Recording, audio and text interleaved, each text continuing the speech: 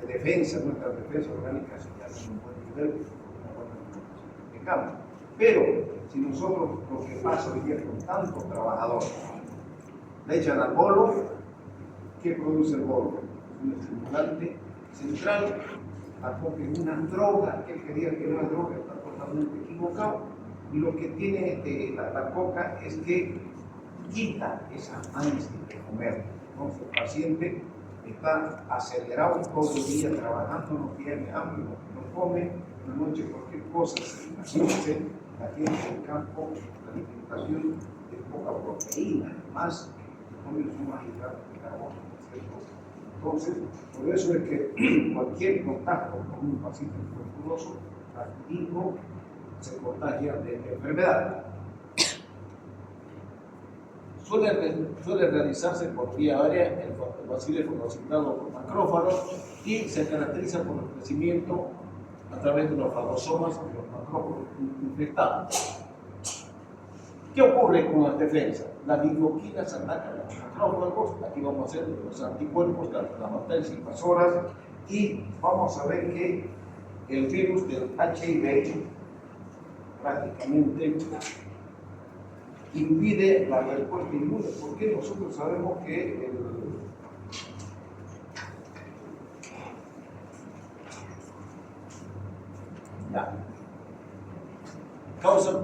impide la respuesta inmune en las personas infectadas, ¿sí? Como sabemos que el HIV prácticamente ataca el sistema inmune en los pacientes. El sistema urinario es invadido por un torrente sanguíneo. Todo el sistema urinario está contaminado por tuberculosis, vale decir, va desde los riñones, comienza por los riñones, y de los riñones lo mismo ocurre que en el pulmón. En el riñón se forman cavernas, luego esas cavernas van abriéndose, van presentándose la tuberculosis renal. Luego la orina contaminada va bajando por el conducto, vamos a ver, por los ureteres, contamina, compromete los ureteres.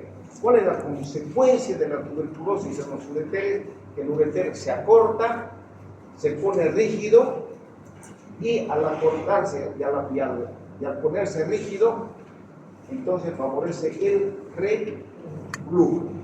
Pero esa orina infectada ya hizo su coche en el ureter, baja hasta la vejiga. ¿Qué va a pasar en la vejiga? En la vejiga produce una ulceración, produce una úlcera, la úlcera de la mucosa, y esa mucosa, así como se abre, también cicatriza. Pero al cicatrizar, ¿qué ocurre? Cicatriza, se engrosa y por lo tanto pierde su elasticidad para distenderse, para aumentar la capacidad. Pero no solamente va a ser una úlcera, van a ser, mientras una cicatriza, otra se está abriendo, otra está cicatrizando. Consecuencia terminal, queda una vejiga totalmente disminuida de capacidad. Luego, compromete la vejiga, baja la próstata. De la próstata también existe tuberculosis a nivel prostático, por supuesto que sí. Y de la próstata compromete los conductos deferentes. ¿Qué ocurre en el conducto deferente? Se vuelve de una consistencia arrosariada. Porque han ido alguna vez a misa, ¿ves?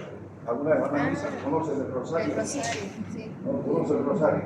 Mandamientos. Primero, segundo, tercero, cuarto, quinto mandamiento. A ver, ¿sabes el rosario? Yo lo veo. Bueno, entonces, el rosario, si ustedes se tocan el conducto deferente, tiene el mismo aspecto que un rosario sanjuanero. Tiene de esos redonditos en todo el conducto deferente. Pero como el conducto deferente, ya saben, en neurología son puros cañerillas, ¿no es cierto? Entonces, el bacilo compromete el conducto deferente y llega al epidídimo. En el epidídimo también lo contamina con tuberculosis, por supuesto que sí. ¿Y se acuerdan ustedes que nosotros hablábamos de la tuberculosis epididimiaria? Las primeras clases les decía, jóvenes, normalmente, y les dije, ¿se acuerdan a los jóvenes? cuando ustedes vayan al baño, por lo menos tengan la curiosidad de palparse los testículos. El testículo normalmente está bailando dentro de la bolsa escrotal, está totalmente libre. Pero en la tuberculosis, el epidídimo se pega a la pared escrotal y se hace una fístula, se abre y presenta 1, 2, 3, 4, como vulgarmente llaman 5, ¿no es cierto? Pero son fístulas. Fístula entre el conducto epidídimo, fístula epidídimo cutánea, sería el nombre, ¿no es cierto? Pero dice, tiene 4 o 5 bocas. Y dice el paciente, me dieron tantos antibióticos, doctor, mire, y hasta ahorita cierra este puchichi. ¿Por qué? Porque el médico la aprieta y sale un poquito de material seropurulento. Piensa que es infección y no es así. Es una tuberculosis epididimaria. Y el diagnóstico, ¿se acuerdan que les dije el diagnóstico para los alumnos de la Gabriel? Agarran un frasquito de penicilina, de esos que tiene su tapita, estéril, lo apegan ustedes a las lesiones que presenten en el escroto. Con un guante ustedes comprimen ese líquido que va a salir de la piel del escroto, lo recogen en el frasquito de vidrio, lo tapan y lo mandan a la Cruz Roja. Pesquisa de BK, secreción purulenta de epidídimo, fístula epididimaria, hipótesis diagnóstica, tuberculosis del epidídimo. No le van a pelar.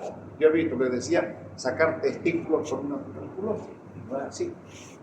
Entonces, si ustedes cuando vean un paciente con una lesión en el epidídimo, se enguantan y agárrenlo.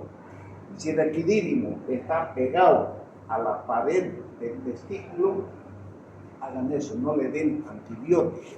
Saquen una muestra y hagan una pesquisa de BK y van a quedar de equipados con el diagnóstico de una tuberculosis epididimaria. Y también compromete el testículo, por supuesto que sí, para que vean es posible desde arriba hasta abajo. Y eso es lo que vamos a ir describiendo paulatinamente. ¿Qué ocurre cuando se van comprometiendo los tejidos? Hay necrosis, fibrosis y por supuesto calcificación. ¿Cuál va a ser el cuadro clínico? Ya sabemos nosotros. ¿Qué presenta el tuberculoso? Ageria, anorexia, dinamia, peso, tignia. Si es pulmonar, hay una tos con una expectoración hemoctórica, sudor nocturno y puede haber un estado de depresión, por supuesto. Aquí están, fíjense.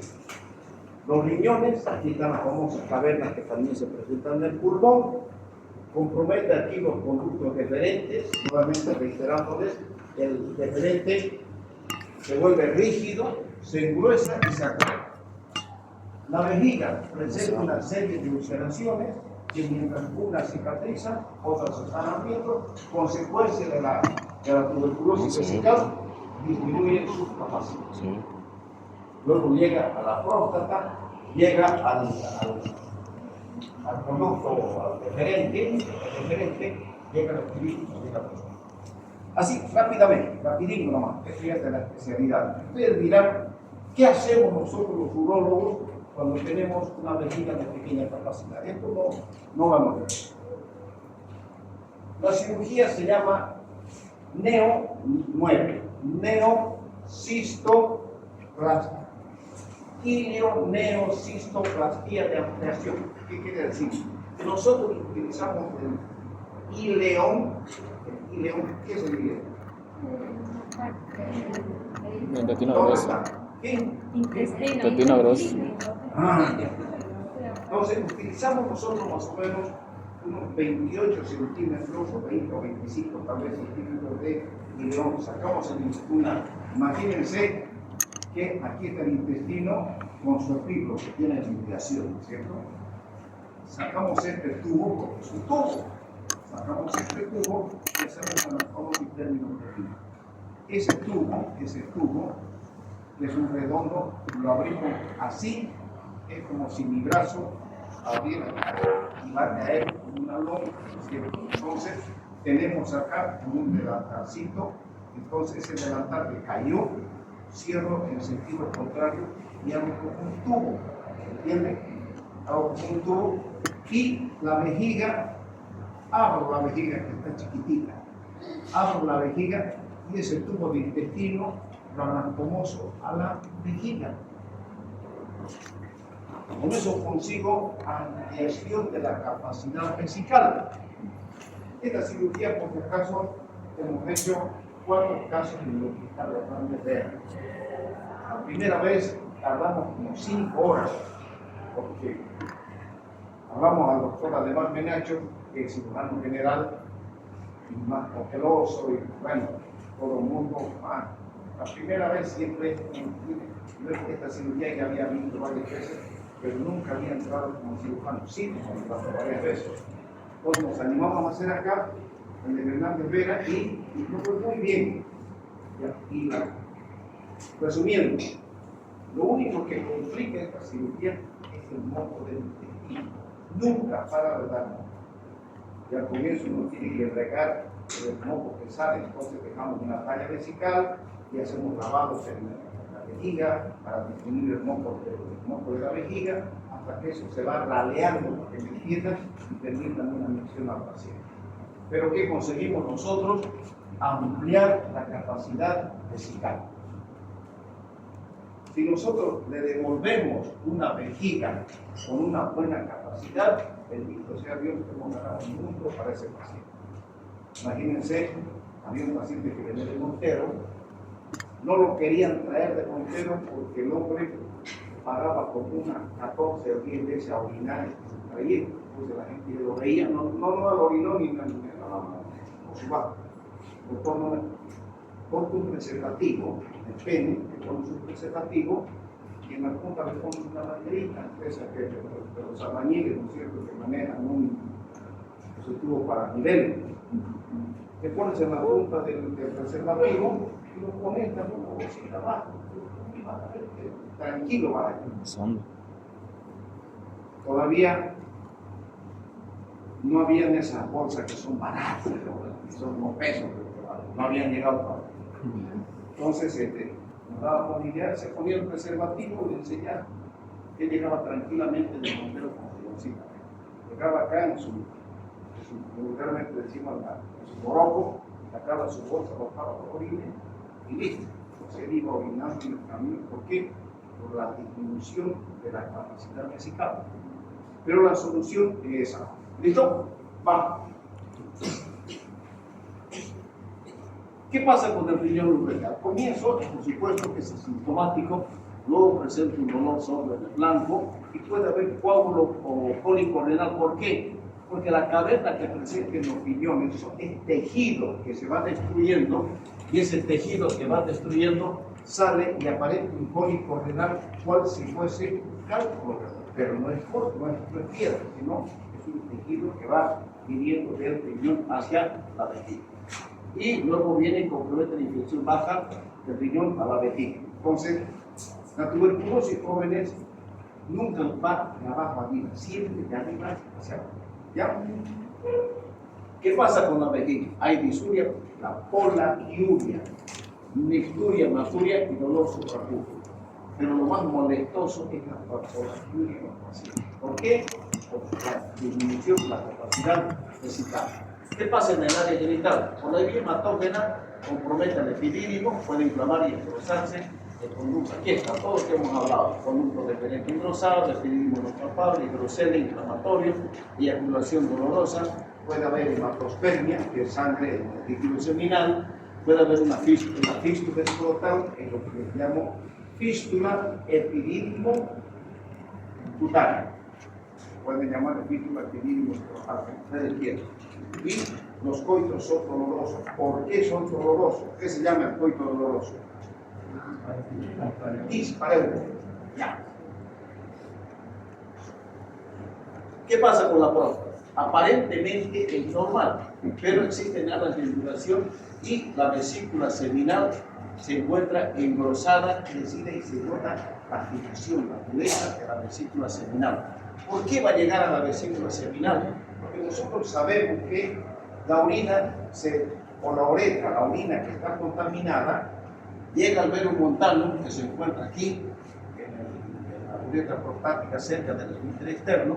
El vero montano, ¿qué viene del vero montano a la vesícula? Son como conductos, eyaculadores, un carril, un ducto, una tubería. Entonces, el bacilo viene, nos compromete la vesícula seminal, y de la vesícula seminal, ¿qué desemboca en la vesícula seminal? El conducto y del deferente viene y baja hacia el epidídimo, que compromete también con tuberculosis, ¿verdad?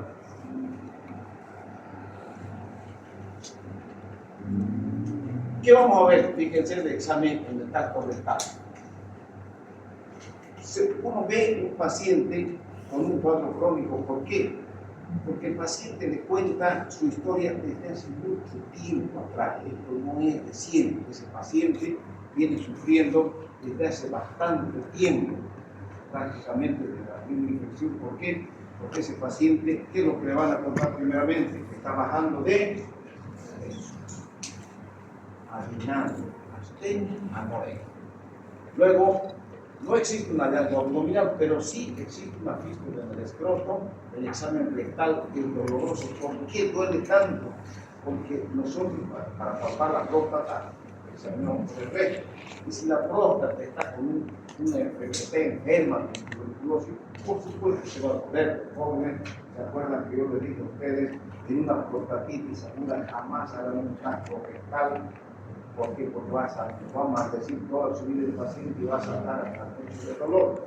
Primero tienen que hacer un tratamiento clínico, con bastante antibiótico, y mejorando el cuadro clínico, y recién ustedes hacen el tacto.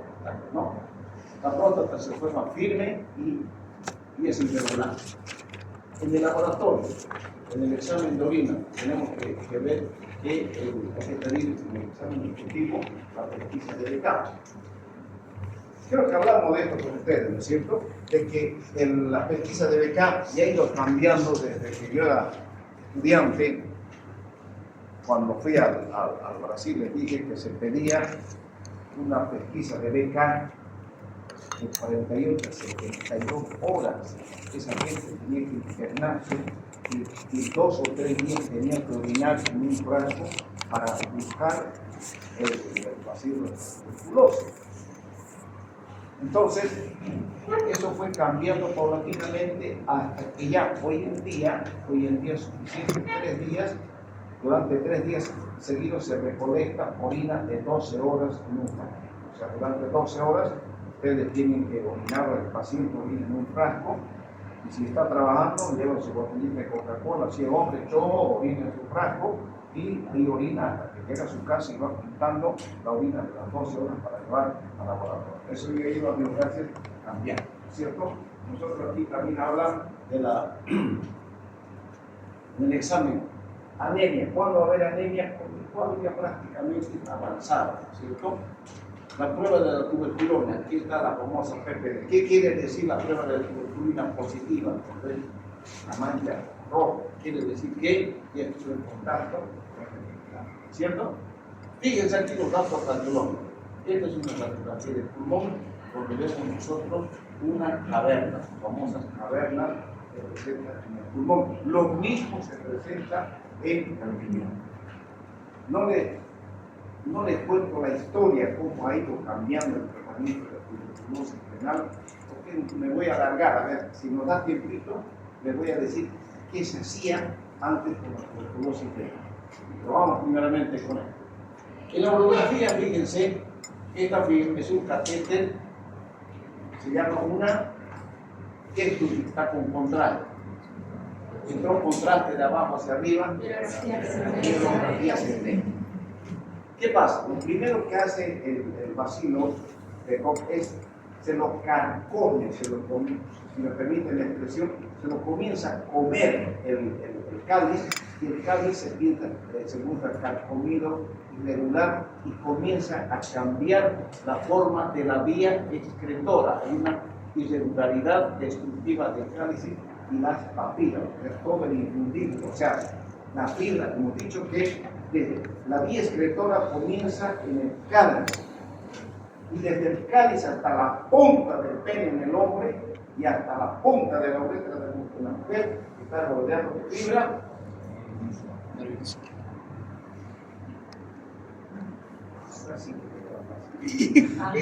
Fibra lisa, desde la punta del cáliz hasta la fibra lisa, porque la fibra lisa es susceptible de el hombre, que así un mamífero hasta donde puede dilatar, ¿verdad? Fíjense, aquí están los cálices mordidos, aquí está el ureter, está rígido, más dilatado, fíjense, se acorta, son las calcificaciones de los cálices, aquí hay un cáliz con la calcificación, y el ureter es recto y dilatado. Esas son las consecuencias de la tuberculosis en los ureteres. Fíjense cómo cambia la forma, ya no da ya para cómo cambia la forma en los cálices. Esta es la pelvis, ¿entienden? Aquí está el cáliz. Vamos a cambiar aquí. ¿Qué vemos en esta radiografía simple de abdomen? Vemos calcificaciones en los pulmones. Es lo típico. Cuando nosotros, por ejemplo, si tomamos una placa simple de pelvis, hemos dicho que generalmente los ecografistas detectan en la próstata calcificaciones, pero mucho depende que hay que saber interpretar. Una calcificación pequeña nos puede sugerir un proceso inflamatorio activo, una prostatitis, el que haya tenido. Pero cuando hay calcificaciones grandes, ahí hay que sospechar un cuadro de sospechar. ¿Puedo sospechar? Claro que sí. Entonces, cuando sospecho, yo tengo que comprobar. Para eso, para comprobar que tengo que pedir pesquisa de BKE. ¿Cierto?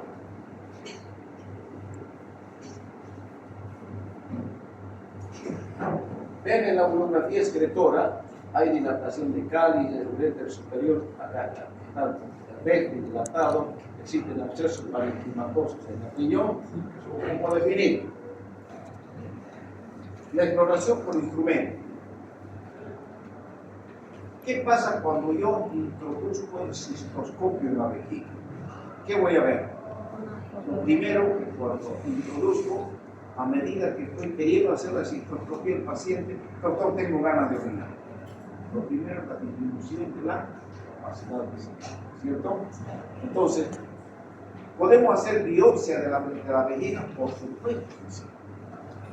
Podemos biopsia, ¿no? Y ahí se verán bacilos, bacterias, ritmo, y la muestra de orina, que es lo más importante.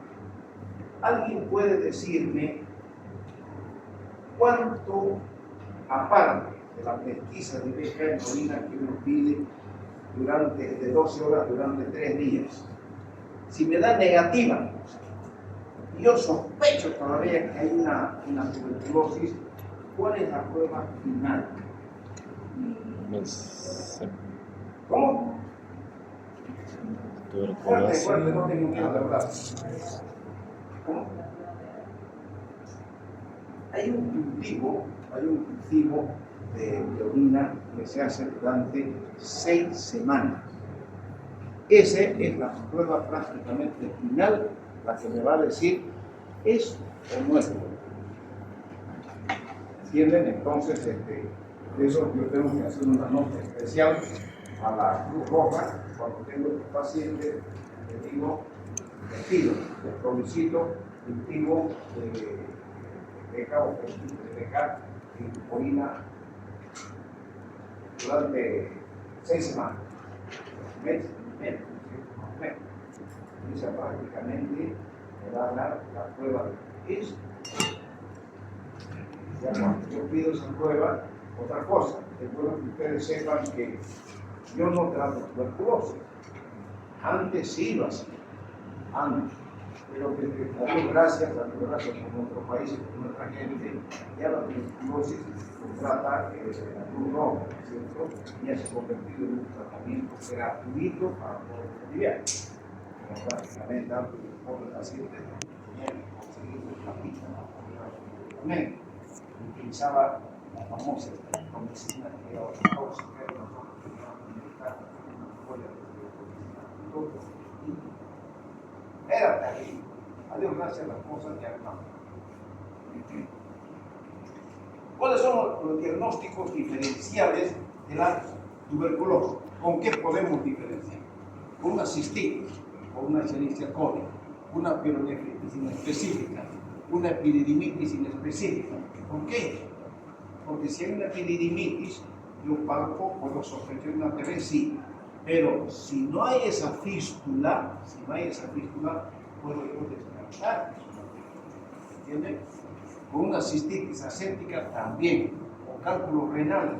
¿Puedo confundir? Claro que sí. ¿Por qué? Porque hemos dicho que el parénquima renal se va destruyendo y ese parénquima destruido baja del riñón por el ureter hasta la vejiga y puede causar un cólico, un dolor tipo crónico, por supuesto que sí.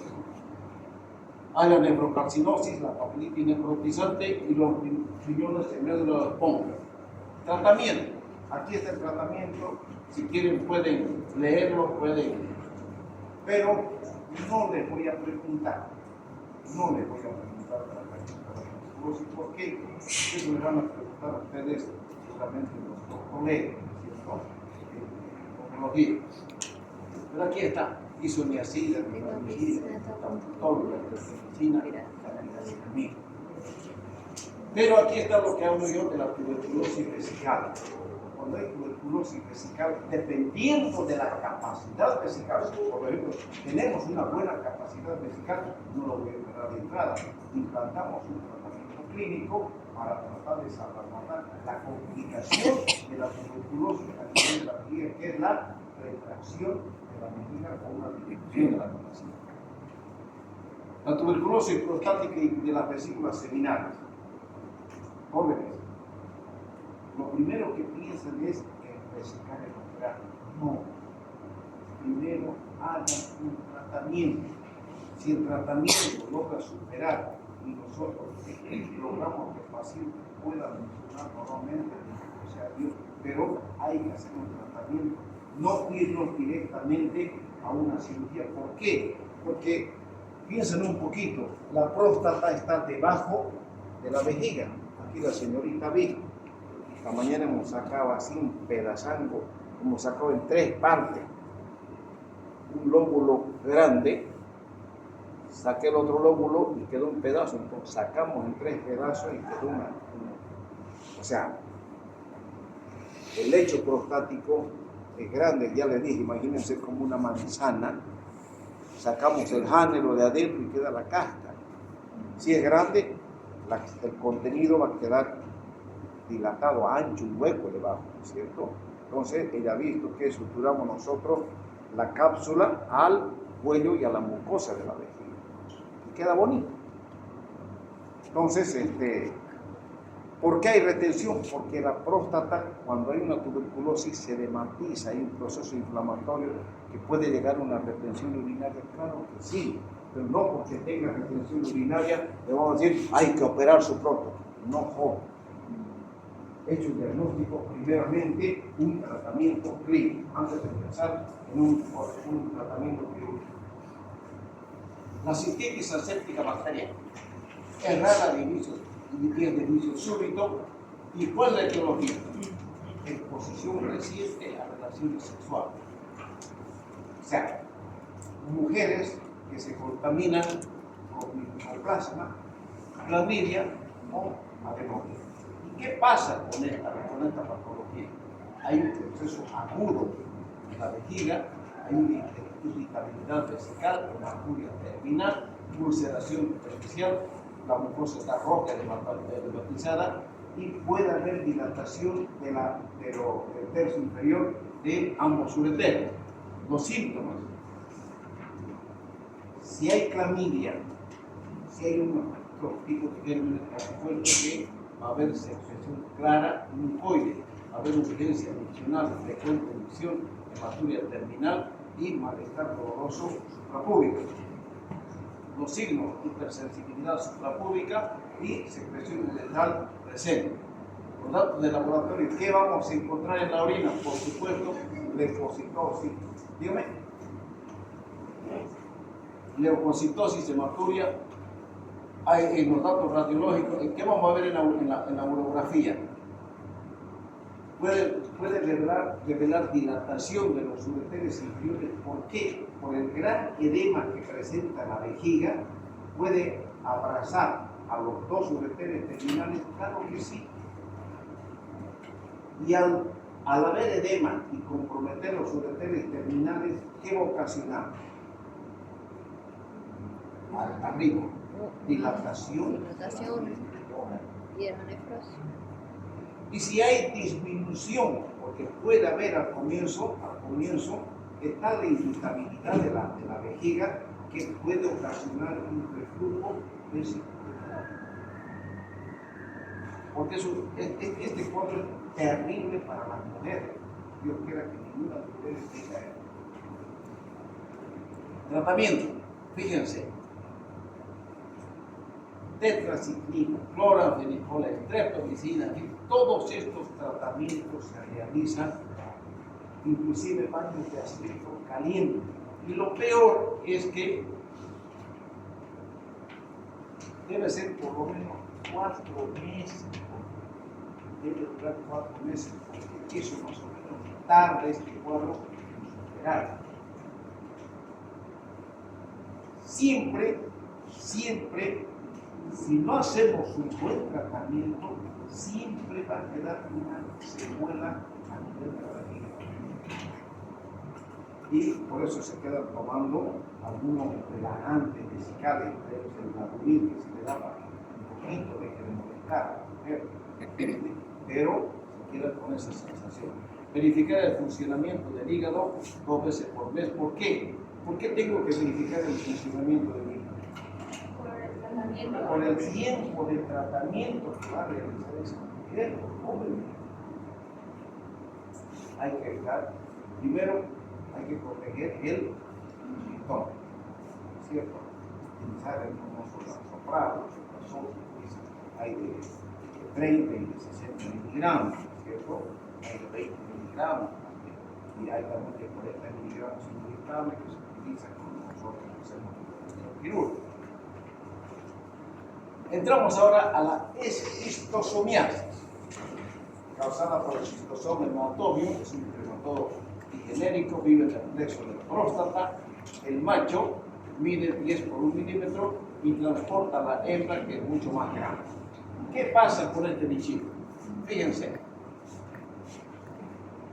todo viene a través de una contaminación en el agua dulce, a través del caracol.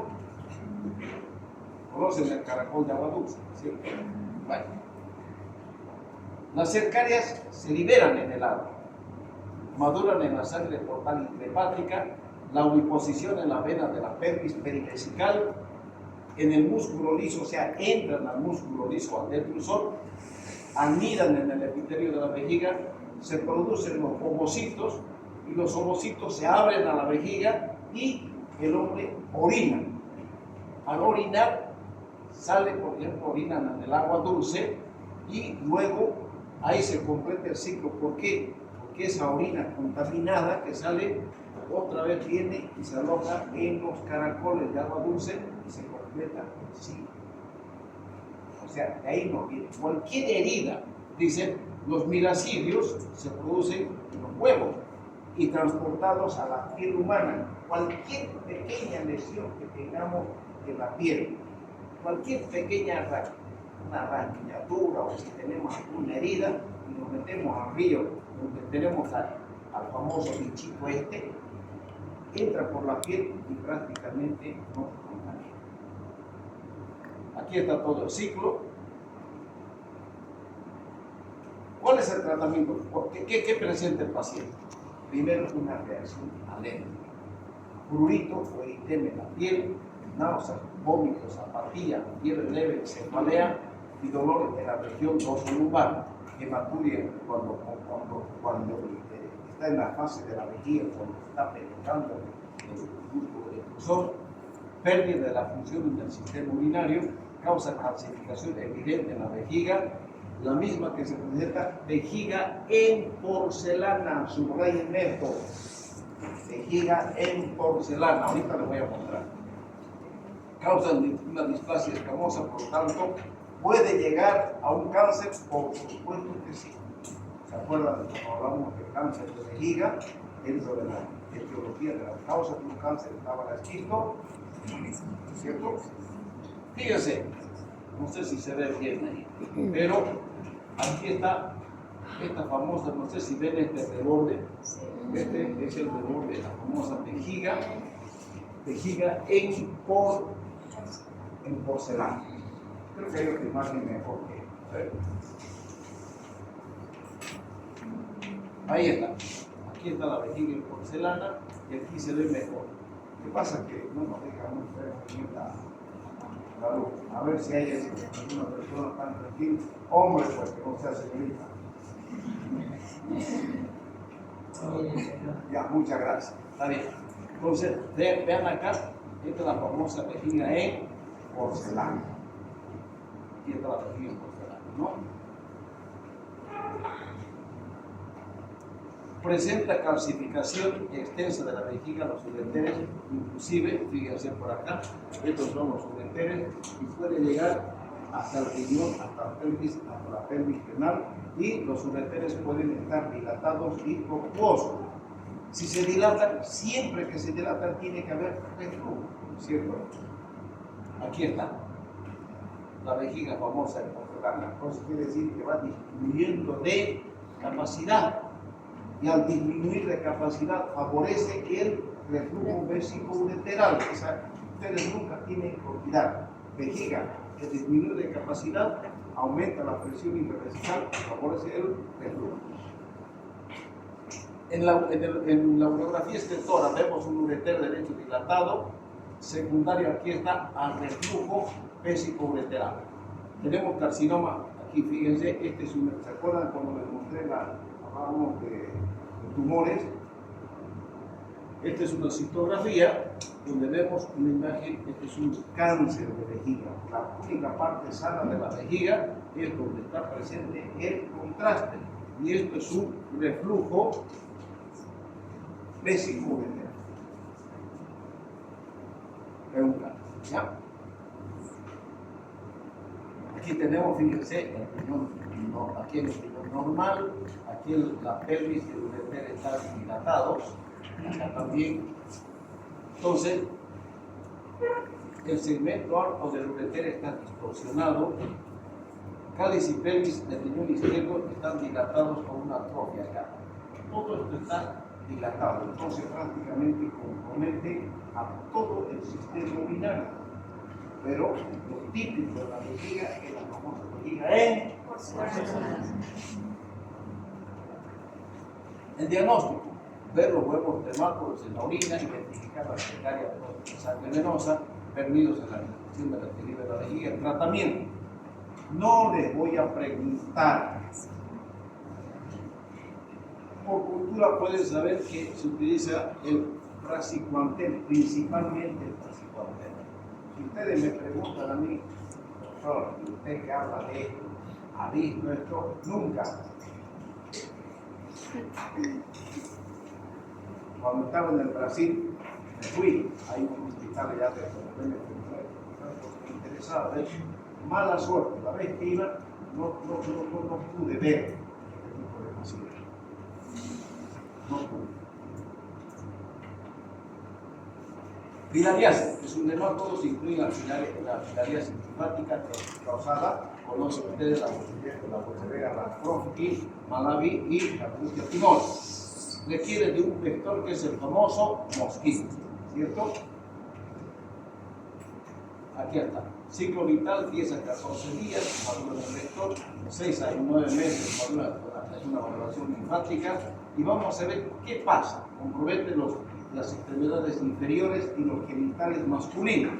Van a ver lo que ocurre. Son 120 millones de pacientes infectados con esta, principalmente la Bacteria lactobacillus. Zonas: África, lejos de nosotros; Asia, lejos; República Dominicana, lejos; aquí lejos; Brasil está cerca. Me preguntan, quise ver filariasis, tampoco pude ver, pero supe que hubo un caso de Cochabamba donde operaron un problema de pero nosotros no pudimos ver. La patogenia: existe un linfedema, hay una respuesta inflamatoria, donde hay supuración, nódulo y granuloma parasitario. Aquí está. El cuadro clínico: hay una infección subclínica y la dilatación linfática. Fíjense cómo están los miembros inferiores de este hombro. El edema linfático, jóvenes, ustedes alguna vez yo he visto harto edema linfático de pene y de escroto. Acá en San. ¿Por qué? Porque son pacientes que han manejado productos químicos y no hicieron un tratamiento adecuado, tuvieron reacciones y reacciones hasta que el doctor mire mi pene, que es el prepucio totalmente dermatizado, y uno toca y se presenta el signo de poder, ¿no es cierto? Se ponen a pensar un poquito. En el miembro inferior no hay edema. En el otro miembro inferior tampoco hay edema. Solamente hay en el escroto y en el prepucio. No van a decir ustedes insuficiencia cardíaca. No, porque nada que ver. Entonces es un edema linfático. Y son los más difíciles de tratar los edemas linfáticos. Eso está prácticamente en manos de los vasculares. Cuando nosotros vemos un edema linfático del pene, no te hagas tocar, porque si te operan, la consecuencia va a ser a veces peor. Sigamos. Existe una dermatolinfadenitis, hay fiebre, mialgia, cefalea, placas edematosas, fíjense acá, vesícula, úlcera y prurito. Pero hay estas placas edematosas y una hiperpigmentación, así comienza. Existen manifestaciones genitourinarias, epididimitis, funiculitis, fiebre y ataque al estado general. Van a ver, lamentablemente, la imagen no sé por qué no se ve muy claro. La filariasis, fíjense acá. Fíjense el aspecto de la piel. Esta piel no es normal. Listo. Esto es por problema del tipo linfático, es un edema netamente linfático en el paciente. Entonces hay un linfedema crónico y por supuesto sobre ese linfedema crónico hay una infección bacteriana. El hidrocele viene como consecuencia, pero más que hidrocele, más que líquido, es un edema linfático.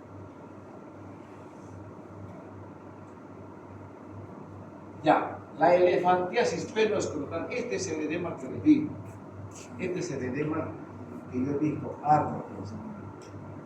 Pero ya, esto es una elefantiasis, ya el escroto prácticamente que le llega a la caída, sí, y la piel prácticamente, como ustedes ven, y si ustedes lo levantan, prácticamente eso es grande. Entonces, en este caso, lo que hay que hacer es como una cirugía plástica sin miedo. Voy a hacer un paréntesis. La piel del escroto, jóvenes, es uno de los órganos mayormente, más ricamente irrigados. Nosotros, cuando ustedes vean los que estén en el hospital y escuchen ustedes de un Fournier o una celulitis necrotizante o enfermedad de Fournier que es frecuente en los diabéticos. Jóvenes,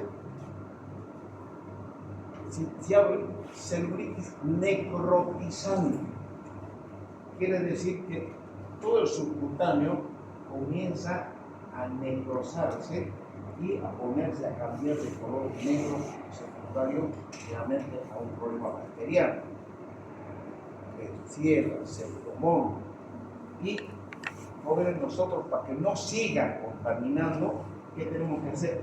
Cortar, sacar todo ese tejido necrótico y dejamos los testículos colgando hacia afuera, pero con el cuidado de dejar un pedazo de tejido escrotal. Porque si ustedes no dejan un pedazo de tejido escrotal, ¿de dónde va a regenerar? Entonces se van haciendo curaciones, se controla la diabetes, hasta que esto va rellenando, y jóvenes, por Diosito no les miento, ese tejido regenera y llega a cubrir nuevamente los testículos. Por eso cuando escuchen nuevamente celulitis necrotizante o enfermedad de Fournier, corran, vayan y vean, tengan la curiosidad de verlo, porque eso se van a encontrar en cualquier parte donde ustedes vayan, hay que verlo. Donde ustedes vayan, para encontrar. Y esta patología es propia de los diabetes. ¿Ya? Diga. ¿Qué tiempo tardaría de curarse? Pasa que yo he visto un caso Mire, donde a ver, habían tres. para que piense un poquito. Yo cuando tengo un paciente particular con un enfermero, lo primerito que le digo, vaya a un hospital público. Porque primero, a mí me daría bueno, por conciencia, si yo sé que es una patología que yo tengo que curarle toditos los días y a harto tiempo, me voy a llenar los bolsillos de plata. Pero no es honesto. Yo sé la duración de la patología. Entonces, porque no va a gastar mucho.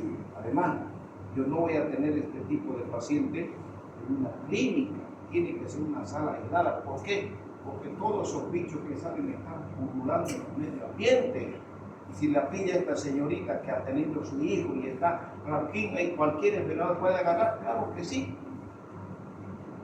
Entonces hay que aislar completamente a este paciente. Aislar. ¿Entienden? Y no permitir que personas viejitas vengan y lo visiten. Niños, nada. ¿Por qué? Hasta que el paciente, lógicamente, hay que pedir la participación de un buen endocrinólogo que me haga cargo de la inversión, puede cargar su diabetes y que no me suba su glicemia. Cuanto más alta esté y esté descompensado, siga aumentando el proceso de glucosa. Entonces, son casos complicados. Yo he visto morir entre San Juan de Dios. Llegó un paciente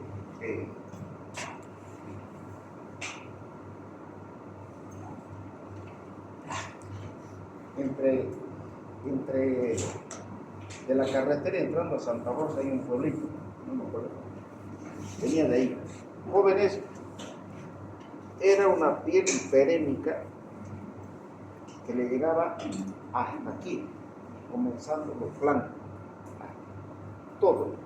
Ustedes comprimían, salía material purulento por la piel del micrófono. Tuvimos que resecar, dejamos drenajes, un cuadro séptico de esa naturaleza. Jóvenes se internó en la mañana. Al otro día llegamos a la sala, se murió el paciente. Esto es grave. ¿Por qué grave? Porque es diabetes. ¿Cuál es el problema del diabetes?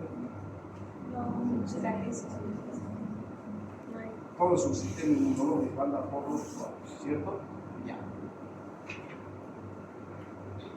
¿Qué hay que hacer con la filariasis? Hay que hacer medidas generales, prevención, infecciones secundarias, cuidado de la piel, buena higiene, vendaje elástico, elevación de las extremidades y fisioterapia. Fíjense, pues, primero agarra uno, no piensen que este se va a salvar, no, si agarró uno, al tiempo prácticamente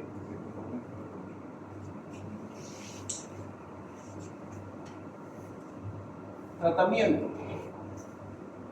¿Se acuerdan de esto? La famosa ivermectina que utilizábamos para la doxiciclina, el albendazol. El albendazol, fíjense, todos utilizamos 2 veces por día durante 21 días. Pero aquí fíjense la cirugía. Tratamiento quirúrgico. Hay que hacer una hidrocelectomía, reconstrucción escrotal o valvular. Miren, se retira todo el tejido, todo ese tejido tan grande y prácticamente se reduce para crear un escroto más pequeño. Lógicamente una cirugía compleja, un postoperatorio prolongado, pero se tiene que hacer algo por el paciente, ¿cierto? Les digo, lamentablemente no tengo experiencia porque no hemos visto esto en casa Juan de Dios, un lugar donde viene tantos pacientes de tanta enfermedad. Me hubiese gustado ver para hacer una cirugía, pero lamentablemente no. La equinococosis es un cestodo, equinococos granuloso, que presente en Australia, China, Rusia, América del Sur y en el Medio Oriente. Primeramente, tienen preferencia por los pulmones, hígado y a Dios gracias, menos los riñones. ¿De dónde nos vienen? Los perros se contaminan a a través del agua contaminada, luego hay una ingesta de huevos y luego la presencia de quistes. ¿Cómo es el cuadro clínico? Al comienzo es asintomático, luego hay un crecimiento quístico de 1 a 2 centímetros por año, hay un dolor lumbar, hipogástrico, hay una hidatiduria y presenta una neuropatía obstructiva, luego un tumor palpable. Van a ver. Diagnóstico: hay que pedir un examen, una serología, una sensibilidad del 60-90%. Es importante la ecografía o la tomografía. Esta es la imagen que ustedes ven. Una imagen quística con una cápsula gruesa, hermano, ¿dónde equivocarse? Tratamiento: fíjense, otra vez el albendazol, 400 miligramos por día durante 6 meses, y hay que hacer una resección quística. La ruptura de la pared puede producir una reacción anafiláctica. La actinomicosis es una infección crónica de tipo susurativo, lentamente progresiva, causada por bacilos gram positivos anaerobios o macularelófilos, no productores de esporas, pertenecientes al género Actinomyces nigalii, Odontolictus y viscosos. Microorganismos invaden el tejido original, grupos diminutos pero visibles denominados granos de azúcar. La mayoría de las infecciones actinomicóticas son de tipo polimicrobiano. Esta infección se confunde frecuentemente con una neoplasia y se considera una enfermedad de difícil diagnóstico. La actinomicosis no evita tampoco en Santa Cruz. Posiblemente en otros hospitales, en los hospitales reguleros, no lo sé, pero aquí en el hospital San Juan de Dios no hemos visto este tipo de patología. Los actinomyces son comensales de la orofaringe, el caso gastrointestinal y el gastrogenital, que forman parte de la flora de la boca, del colon. Un paso fundamental en la patogenia de la actinomicosis es la ruptura de la mucosa, la enfermedad cerebral, torácica, abdominal, técnica y otra localización. La lesión típica es un absceso o conjunto de abscesos densamente fibróticos y una necrosis central. Se propaga lentamente por continuidad. ¿Qué es por continuidad? O sea, por vecindad, va avanzando paulatinamente hacia los tejidos subyacentes. Existe el trayecto fistuloso que se extiende desde el acceso hasta el tejido y órganos adherentes. Estos trayectos pueden cerrarse espontáneamente y luego volver a formarse. Diagnóstico: hay que hacer una biopsia o punción por aspiración. Hay que observar bacilos gram positivos, ramificados filamentosos, crecimiento lento de 1 a 2 semanas, diagnóstico diferencial con neumicetoma, la motrionicosis y principalmente las bacterias causadas por los estafilococcus. Tratamiento: penicilina, ¿qué es esto? Penicilina, ¿qué? La benzatina, ¿cierto? La penicilina, la ampicilina, la amoxicilina, la doxiciclina no se recomienda, la cefalosporina hay que hacer un ventilamiento quirúrgico y dura entre 6 a 12 meses. La candidiasis, con esto terminamos. Es una micosis, la micosis es primaria o secundaria, afecta a la piel, mucosas, estructuras profundas, órganos internos, porque prácticamente compromete a los intestinos. ¿Por qué puede comprometer a los intestinos? Por el uso y abuso de antibióticos, ¿cierto? Hay algunas personas que les gusta tomar abundante cantidad de laxantes para, si yo lo he visto, quiero bajar de peso y le tratan con laxante para bajar de peso. Cuidado, ¿no? Existen levaduras que son oportunistas, manifestaciones clínicas localizadas, evolución aguda, subaguda y crónica. Estos como cosmopolita universal, por supuesto que sí, afecta a individuos de cualquier edad, sexo y raza. No tiene relación con el clima o nivel socioeconómico. Es una enfermedad ginecológica del 20 al 30%. Se han descrito 81 especies de hongos. Estos hongos oportunistas luego se vienen secundarios a los agentes patógenos. Existen factores predisponentes, generalmente por fuentes exógenas. Afecta a cualquier individuo de edad, raza o sexo. Todos estamos susceptibles de tener cándida en nuestro organismo. A ver, en la boca, ¿por qué sale tanto? ¿Por qué? Ustedes han visto en los niños el famoso, a ver, Bojamba, ¿qué es el tubo? ¿Qué? Ustedes tienen que conocer la tecnología porque uno se cae en el campo, ¿no? Yo también oiga, doctor, el niño está con un tubo. ¿Qué? A ver, vamos a ver, señora. Mire, pues, son las placas blancas que presentan los niños. Entonces, y ahora acabo con este crío, estaba en Quijarro, allá en los Quitos, apurados. Y antes venía la nistatina en líquido. Agarré, ¿qué voy a hacer con el bebecito? Agarré una gasa, cogí nistatina y le pasé por la, metí mi dedo a su boca y le metí nomás y veremos qué pasa. ¿Serio? Son por el cambio de pH, ¿cierto? Luego, hoy en día existe, por ejemplo, el SIDA. Eso es lo que prácticamente. ¿Y por qué hay tanta diarrea? La diarrea tiene psicológico.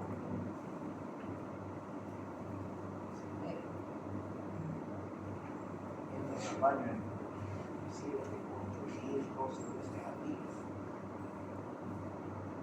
el hongo se lo come al paciente, que no existe defensa. Hay cosas, hay micosis respiratoria, sí, en el intestino, sí, en la piel, si ustedes ven a esos pacientes, esos gorditos, tiene la dermatomicosis, ¿cierto? Entonces, el hongo es oportunismo, donde de oportunidad crece, por supuesto, compatible, ¿verdad? Entonces, y todo viene gracias al cambio de pH, ¿no es cierto? Todo proceso, en la mujer, todo proceso inflamatorio a nivel de la vagina, consecuencia, hongo. En la boca, cambio de pH, le echamos a los dulces, la meta, los chicles, las pastillas, de pronto comienzan a babear. Cambio de pH. Presentan el tubo, también presentan las famosas aftas. ¿Por qué se presentan las aftas? Por el cambio de pH de la boca. ¿Cierto? Entonces, ¿con qué se cura? Ustedes saben con qué se cura. Tiene que cambiarle el pH del bicho. Por ejemplo, nosotros cuando tenemos en la orina, nosotros utilizamos instilaciones a veces de vinagre, pero también tratamos de utilizar para cambiar el bicho. Por ejemplo, la famosa pseudomonas. ¿Ustedes creen que la pseudomonas se cura? Dale antibiótico nomás y va a ceder seguro por coche. Hay que cambiarle el pH al bicho para que, lógicamente, los antibióticos que se utilicen, pues sí, lo vamos a superar. Eso ustedes es algo que tienen que conocer. ¿Ya? Es una micosis primaria o secundaria ocasionada por levadura endógena o oportunista género Cándida, o sea, la famosa Cándida albicans. Se han aislado 80 especies de este honguito. El hospedero puede ser fisiológico, genético o puede ser adquirido. ¿Existen causas ambientales? Por supuesto que sí. La humedad, el calor y la maceración crónica. Epidemiología, integrante de la flora bucofaringia, hay en el aparato gastrointestinal, principalmente la genital. Existen infecciones endógenas. Aquí toca, se está hablando de la parte sexual. ¿Por qué? Por el cambio del pH. Infecciones intrahospitalarias, causas exógenas. todo el catéter que utilizamos, los dobles J que nosotros utilizamos en los pacientes, son causas de candidiasis, por supuesto, sí, obvio. Puede transmitirse de persona a persona. Una madre con vaginitis puede contaminar a un recién nacido, por supuesto que sí. El 80 o 90% de pacientes con SIDA, aquí está. De esos pacientes con SIDA que son inmunodeprimidos, prácticamente la mayoría. ¿Se acuerdan de esa figura que les mostré de SIDA, que es un cuadro terminal, la chilena? Prácticamente los pocos son los que se lo llevan a la tumba. Más frecuente en mujer que hombre. En mujeres son 8 veces más propensas a ser afectadas por la cándida que los hombres. El alto uso de antibiótico-terapia para infecciones respiratorias, digestivas, urinarias y tratamientos de acné, y el uso de estrógenos sintéticos y píldoras anticonceptivas aumenta el riesgo para la colorín colorado, es el cuento. Escuchen mejor. Estoy con un problema. Mañana